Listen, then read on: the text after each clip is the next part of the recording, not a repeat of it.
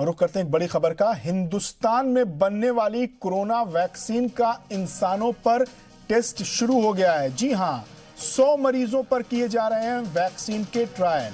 यह आईसीएमआर ने इस बात की जानकारी दी। आपको बता दें कि भारत बायोटेक और सीरम इंस्टीट्यूट की वैक्सीन का इंसानों पर ट्रायल शुरू हो गया है। तो बड़ी खबर है, हिंदुस्तान वैक्सीन की दौड़ में दुनिया में आगे है।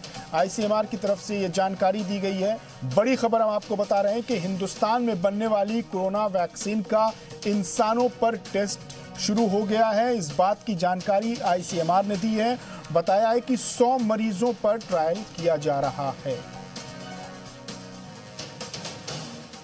Candidate that is produced or developed in any part of the world will ultimately have to be scaled up by India, number one, or by China, because these are the two major producers of vaccine in the world, and India is 60% of the vaccines in the world. So that is an important point to remember, and that every developed nation, everyone who's trying to develop a vaccine is aware of, and therefore they are in communication with India for the vaccine distribution ultimately, if it's developed, to the whole world and manufacture as well.